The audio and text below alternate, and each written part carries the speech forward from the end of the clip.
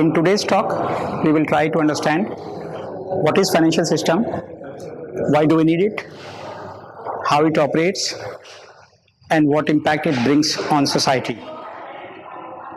We all work and get paid in money. What do we do with that money? We need money for making payments for all our needs. We need money for making investments, so that money also works along with us to create more wealth for us and our family. We need money for meeting our contingencies and risk mitigation needs of our life. At any point in time, we have two sets of people.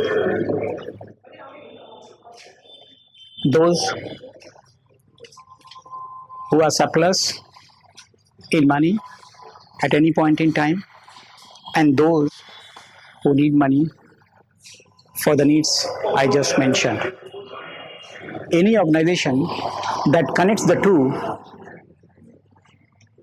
those who have money and those who need it, is known as financial institution. The place they operate or they meet is known as financial market, and the mechanism through which they operate is known as financial products and services. When we observe closely, we notice three kinds of institutions in the financial sector. Number one, banks. Number two, capital market. Number three, insurance sector. So when we closely look at financial system, we observe three kinds of structures. Number one, banking sector. Number two, capital market. And number three, insurance sector. Depending upon the need for money, as I said, making for payment, making investments, and meeting contingencies of our life. If we closely observe banking system, it collects saving from all and sundry and passes it on to those who need money. In the process, it ends up buying money at lower interest and selling money at higher interest and keeping the margin for itself and its owners. If you observe closely capital market operations, it actually aims to remove the banking intermediary so that the cost of intermediation incurred on finding an intermediary like bank is shared between those who have money and those who need money. If we closely observe the operations of insurance sector, we notice that it mitigates risk by collecting saving from large number of people in a manner that not all the people will save risk at the same time of the same amount. While everybody is contributing, some of them will face risk, and the insurance company will be able to meet their financial losses by collecting money from rest of the people who have not suffered losses. The mechanism through which entire financial system operates is in such a way that those people who are rich ends up getting finance from banking sector, because banks are always looking for two things. One is capital protection or collateral against the loan that they are going to give, and second is the return. And because of this mechanism of operations, banks end up financing only rich people. You may not have seen any bank financing a great idea, but you may have seen many banks financing great and many rich people.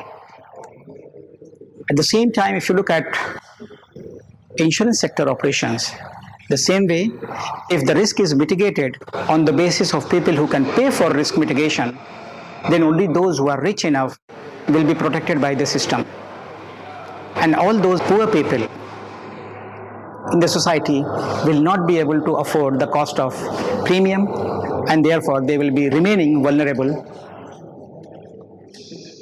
for all their financial contingencies and requirements of life.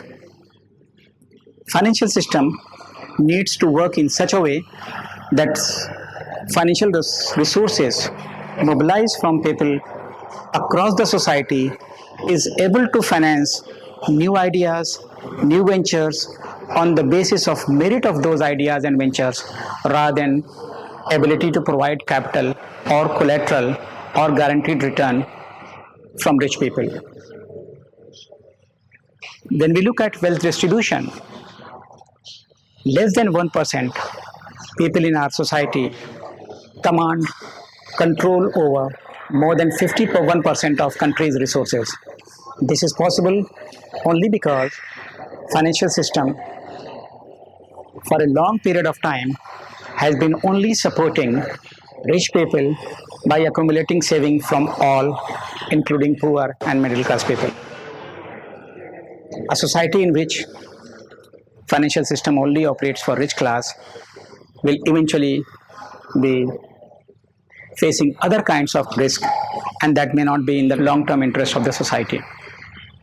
And therefore, these days we are seeing movement of ethical banking or fintech companies which actually are providing alternative to modern banking system, where instead of looking at protection or capital protection or guaranteed return through collateral, they look at ideas, they finance ideas, they look at merit of the project, they try to finance those ideas and those projects and create more wealth in the society.